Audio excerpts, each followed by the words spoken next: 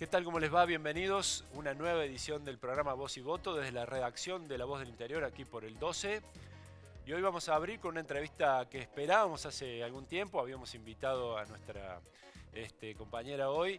Finalmente la tenemos en el estudio, Diana Mondino, economista muy conocida. Gracias, Diana, por venir. Gracias por la invitación.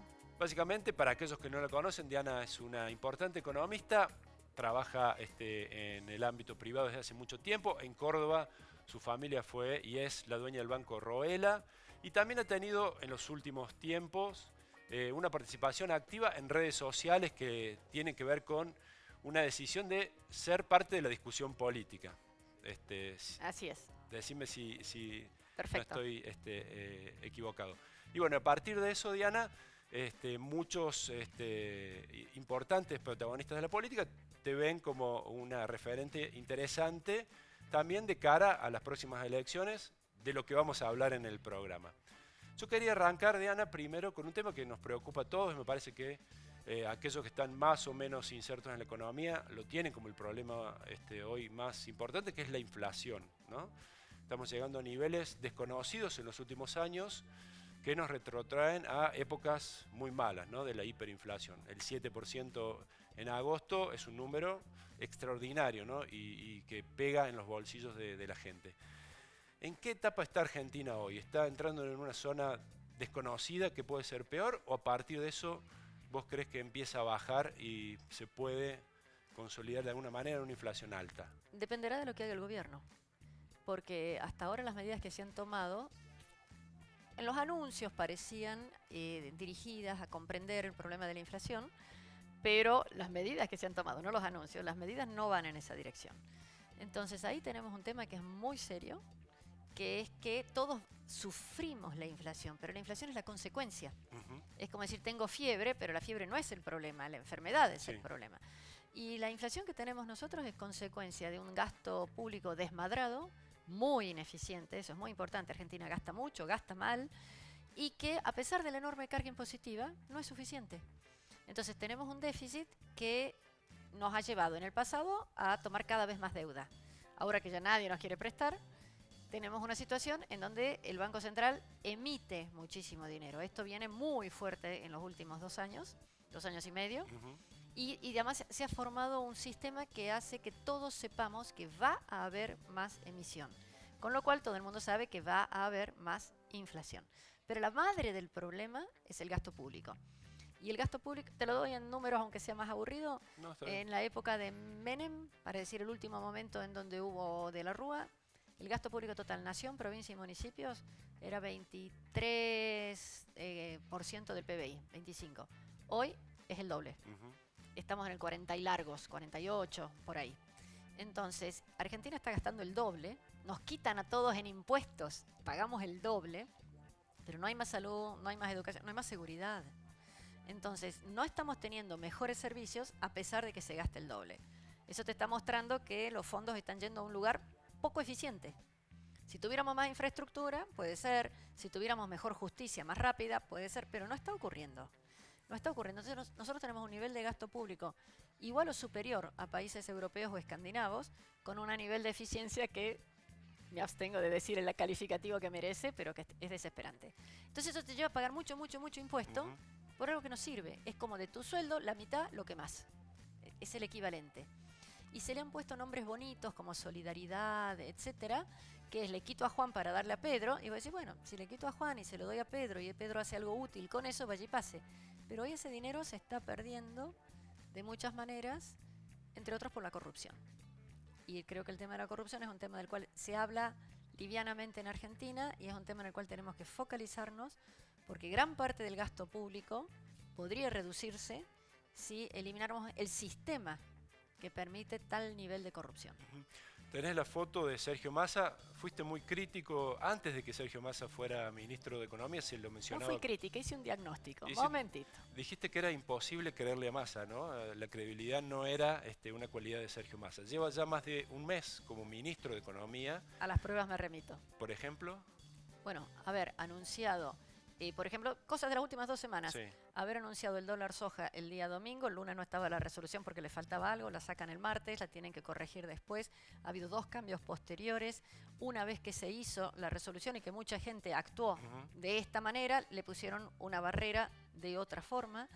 Pero la discrecionalidad es lo terrible. Y conoces a los organismos internacionales de crédito, por ejemplo. Y en el caso del Fondo Monetario Internacional, viene acompañando a la Argentina de alguna manera, le ha dado un acuerdo que muchos dicen es laxo, y el propio Massa y Alberto Fernández estuvieron con las autoridades y volvieron a recibir un apoyo del Fondo Monetario. ¿Por qué se produce eso cuando vos describís una situación de mucha crisis en Argentina? ¿Cuál es la misión que tiene el fondo? Resignación, ya te prestaron el dinero, bien regular o mal en su momento, y ahora, ¿qué otra cosa pueden hacer que acompañar?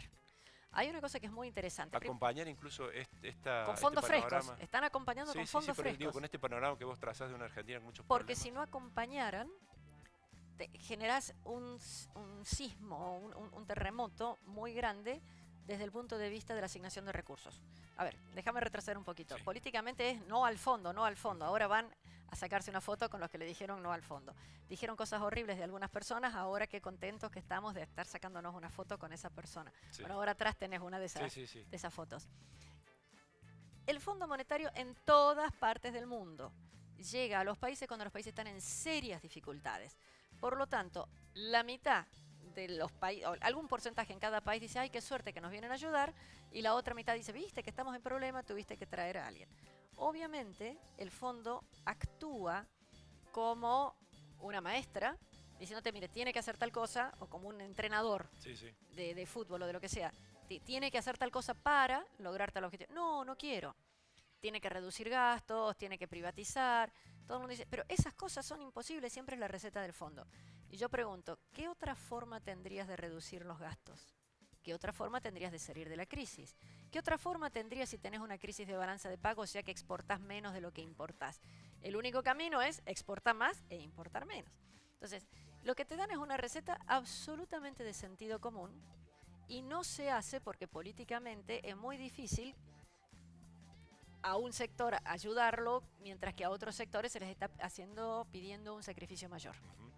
Entonces, esa situación que tienen los organismos internacionales viene acompañada de financiación. Te presto plata para que a otros acreedores les pagues. Por ejemplo, en el caso argentino, cuando se le dan 44.000 millones de dólares a Macri, lo que tuvimos ahí es, se usó ese dinero para pagar a acreedores más caros. Entonces, desde el punto de vista privado, uno diría, conseguiste financiación más barata, más largo plazo, mucho mejor. De hecho, era tan largo plazo que fue firmado en el 2018 y recién en el 2022 tenemos que empezar a pagar. Y tuvimos esta discusión de si le pagábamos, no le pagábamos, etcétera. Cuando le pagas, en realidad no le estás pagando. El día antes te prestan más dinero y ese mayor monto de dinero es el que usás para pagar, que es lo que está por ocurrir nuevamente ahora. Entonces, enojarte con el que te presta dinero está muy mal. Enojarte cuando te lo quiere cobrar nuevamente es tonto porque vos se lo pediste, pero además el fondo tiene unos vencimientos pero extremadamente prolongados. Argentina tiene un problema extraordinariamente mayor que el fondo. El fondo eran 44.000 con Massa, ahora estamos en 55 largos. ¿Cuánto es la deuda argentina? Más de 300.000 380.000 millones. Entonces nos enojamos por la octava parte, nos estamos enojando, que es la más barata, que es la de mayor plazo. Y toda la otra, el Banco Central tiene una deuda costosísima, pero que además gran parte de esa deuda no es a largo plazo. Es muy corto plazo. Sí. A un día. Más corto plazo que un día no hay. ¿No? Entonces, vos decís, momentito, estás enojado con el que te presta más, en el que te refinancia, porque hay una cuestión simbólica, porque significa que estabas en problema con la primera vez que entró. Lo que es notable de Argentina es la negación que tenemos los argentinos a entender la raíz de los problemas. Te pongo un ejemplo. En el mundo está subiendo la tasa de interés. Eso a Argentina y a todos los países emergentes les va a pegar. En el mundo hay sequía, la nuestra también es fuerte, a todos nos va a pegar. ¿Qué hace el gobierno con el tema de la tasa de interés? Nosotros la subimos. ¿Qué hace el gobierno con el tema de la sequía? Anticipás pagos de cosechas que todavía no está sembrada. Entonces estamos regando una plantita llena de espinas. Estamos generando más problemas. Yo creo que, digamos, si me preguntó esto porque me preguntaste de Massa o de la No, deuda, está perfecto. pero digamos, estamos yendo en una dirección, corriendo hacia un abismo. Hacia un abismo. Total. Recién decías que bueno, uno de los problemas que se acrecentaron fue la distribución de los recursos para las provincias, ¿no? Que se hace discrecionalmente. En gran parte hay una parte de la coparticipación, pero otra parte que se hace, digamos, a gusto y piacere del presidente y de los que están en Casa Rosada. ¿Cómo ves la situación de Córdoba a nivel económico hoy? Bueno, Córdoba no es de las beneficiadas con esa Claro. discrecionalidad. A pesar, a ver, pero entendamos qué significa la discrecionalidad. El gobierno nacional le dice a las provincias, yo te doy esto, si tus diputados y gobernadores me votan. Con lo cual tenemos un Congreso que en realidad, en gran parte, lo único que hace es votar todo lo que el Poder Ejecutivo le diga. Yo digo, pero no, al contrario, no debería ser de esa manera. Con lo cual hay una sumisión de parte de las provincias muy importante para sacar todo tipo de normas o ocultar o evitar investigaciones de parte del Congreso. La situación de Córdoba es, ahora en el nuevo presupuesto que se ha presentado, habría bastante más fondos para la caja, que es muy necesario. Sí, sí. De nuevo, podríamos ir para atrás, ¿por qué hiciste eso con la caja? Bueno, pero ahora hay que pagarlo. Sí, es un tema de larga discusión. De larga discusión. Entonces, pero de ahora en adelante, esos fondos van a venir, si están en el presupuesto y se aprobara el presupuesto con esas condiciones, deberían venir más fondos para Córdoba. Pero yo no veo hasta ahora que haya habido un tratamiento favorable para Córdoba, ni remotamente.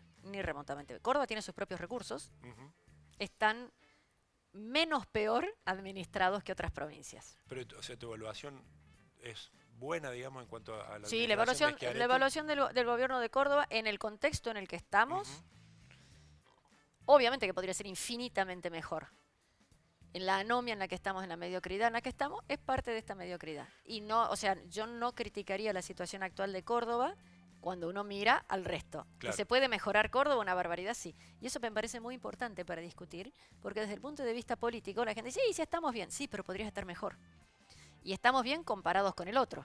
Bueno, pero por ejemplo, se conoció el índice de desocupación. El Gran Córdoba es el que tiene el conglomerado con el índice más alto de desocupación a nivel país. Bueno, porque tenés menos planes. Una de las mentiritas que tenemos, no es mentirita. Pero digo, ahí afecta al empleo privado directamente. Totalmente. Cuando pasa eso, Córdoba lo sufre. Claro, pero a ver, una trampita metodológica que tenés, si alguien recibe un plan, se lo considera empleado. Ey, eso no es verdad. Entonces, en Córdoba recibe menos planes en proporción y entonces manifiesta mayor desempleo. El tema que tenemos aquí es un tema que excede a Córdoba, que es por qué no se puede integrar esa gente a distintos sectores productivos.